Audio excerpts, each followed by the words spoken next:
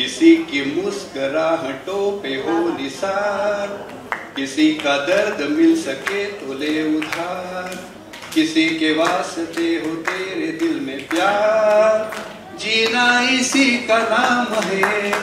आणि हेच त्यांच्या आयुष्यामध्ये मी हेच बघतो. म्हणजे आम्ही नायरमध्ये होतो, मी वयाने त्यांना सिनियर आहे, आता ज्ञानाने त्या सिनियर आहेत. त्यांना त्यांचं मनोगत सांगण्याची मी विनंती करतो.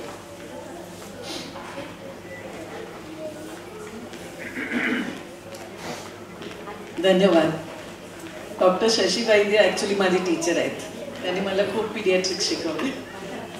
व्यासपीठावर मान्यवर प्रमुख पाहुणे सौ वैशाली सामंत, सुभाष सराफजी, सुभाष पेटेजी, इतर मंडळी, मेधा मॅडम, डॉक्टर वैद्य, सगळे माझी टीम जी इथे आलेली आहे, विनय शेट्टी, डॉक्टर झा, माय टीचर डॉक्टर फाटक मॅडम आणि इतर सर्व वरिष्ठ जे आज आलेले आहेत. पहिलं तर मला असं वाटतंय की आपण जे काय करतो ते दुसऱ्यासाठी करतो तर आनंद खूप होतो. हाच मेसेज मी माझ्या ज्युनियर्सना देत राहिले आहे आणि ते माझ्याहून पुढे गेलेले आहेत. ह्याचा मला खूपच आनंद आहे. कारण माझी जी मंडळी आहे त्यांना बाहेरच्या हॉस्पिटल्समध्ये इतकं अट्रॅक्टिव्ह सॅलरीज आणि पॅकेजेस मिळतात किंवा ऑफर होतात, पण ते म्हणतात नाही आम्ही सोडून जाणार नाही, कारण आम्हाला गरीब मुलांसाठी काम करायचं. Kudos to my team first who does such great work. पण आज इंटरनॅशनल थॅलेसिमिया डे निमित्त आज काय स्लोगन आहे आजचा, तर असं आहे, together for thalassemia, uniting communities and prioritising patients. This is the slogan. इंग्लिशमध्ये बोलते पण मराठीत सांगेन थोडं. त्याचा अनुवाद केला तर आपण सर्व एक आहोत, सर्व कम्युनिटीज जे थॅलेसिमियासाठी काम करत आहेत आणि पेशंट्स फर्स्ट असायला हवे.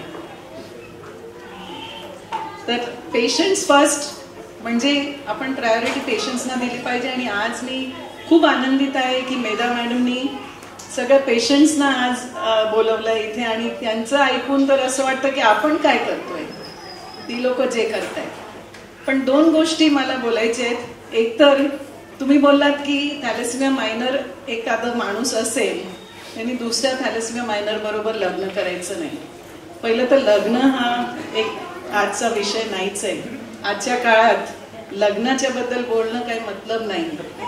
पार्टनर, लिव्ह इन पार्टनर किंवा ज्याच्या बरोबर तुम्ही बाळ करणार असाल त्याचं थॅलेसिमिया मायनर स्टेटस बघावं. आणि तिथेही मी म्हणेन थॅलेसिमिया दोघे मायनर असले तरी हरकत नाही, प्रीनेटल डायग्नोसिस करावा, म्हणजे गर्भाचा तपास करून घ्यावा. आणि जर मुलामध्ये आढळलं किंवा गर्भामध्ये तर मग त्या मुलाला करायचं नाही पुढे, ती प्रेग्नन्सी आपण टर्मिनेट करायची. ती ही आपल्याकडे संधी आहे आणि म्हणून मी लग्न मोडणार नाही कोणाचं. लव्ह असेल तर लव्ह मॅरेज करू द्या किंवा लिव्ह इन असेल तर राहू द्या. आजच्या काळात मुलांना बोलून काही फायदा नाहीये. आमच्या वेळी वेगळं होतं. मुलाबरोबर बसलो तर म्हणायची अरे काय करतेस, पण आज कसं आहे, कुठे आहेत मुली मुलं माहीत नाही.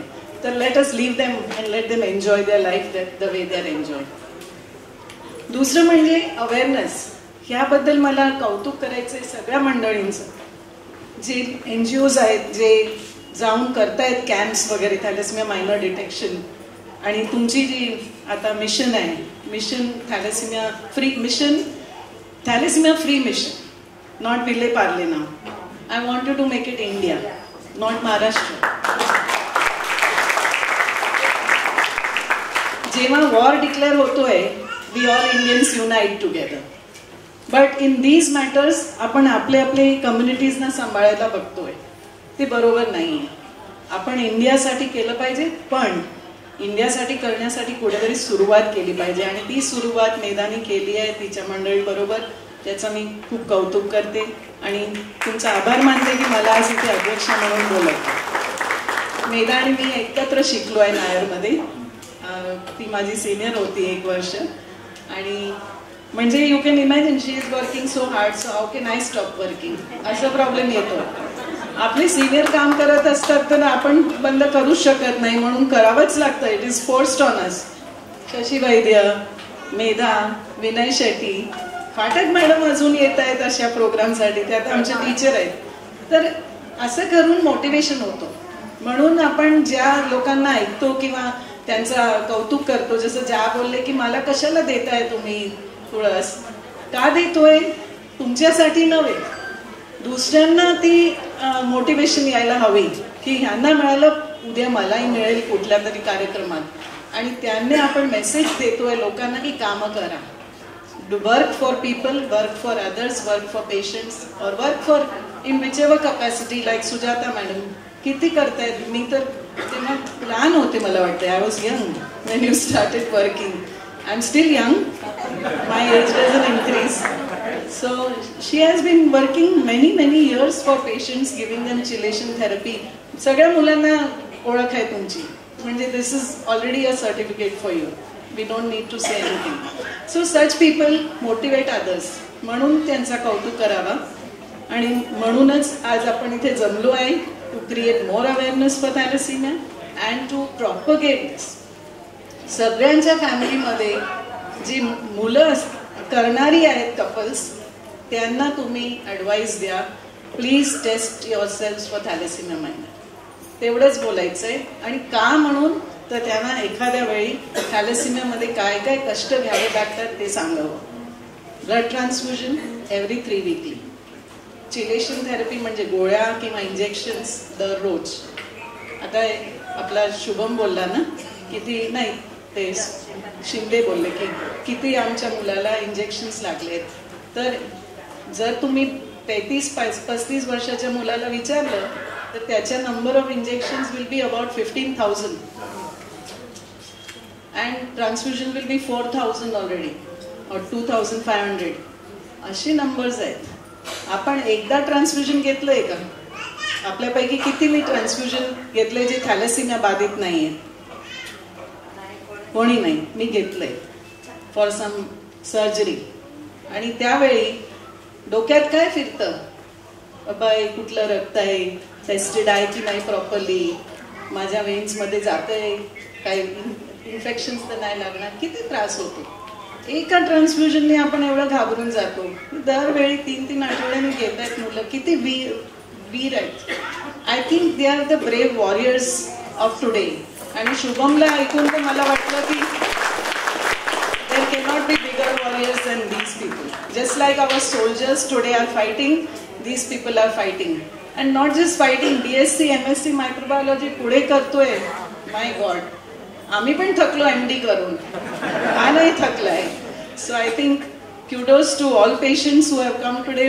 मेरे बच्चे लोग, आप लोगों का स्वागत भी है. और मैं अपने मन से बोल रही हूँ कि आगे फ्यूचर में ऐसी ट्रीटमेंट निकले जिससे आप लोगों का थैलेसीमिया मिट जाए, और ये हम कोशिश कर रहे हैं. एक दवाई तो नई आ गई है, मैं नाम नहीं लेती हूँ क्योंकि वो बच्चों में अभी अलाउड नहीं है, एडल्ट्स में अलाउड है. तो उसके बारे में भी अगर जानकारी किसी को चाहिए तो आप मिल सकते हैं हमसे. लेकिन वो महंगी है, लेकिन उसमें असर भी इतना नहीं है कि 100% ठीक हो जाए. बट जीन थेरेपी जो है वो हर उम्र में कर सकते हैं. बोन मैरो ट्रांसप्लांट 8 साल के पहले करेंगे तो रिजल्ट्स अच्छे आते हैं, उसके बाद रिजल्ट्स इतने अच्छे नहीं होते हैं, इसलिए वो एकदम सबको अवेलेबल नहीं है. बट जो जीन थेरेपी और जीन एडिटिंग है वो सबके लिए लागू हो सकता है, और उसके लिए हम रुके हुए हैं. और वो आने में अब 2-3 साल का ही समय है अपने कंट्री में. अब्रॉड तो आ चुका. तो इस उम्मीद से कि मेरे सारे थैलेसीमिया एक दिन नॉन थैलेसीमिया हो जाए, मैं अपने भाषण को अभी बंद करती हूँ. Thank you very much. Thank you to all of you for inviting me.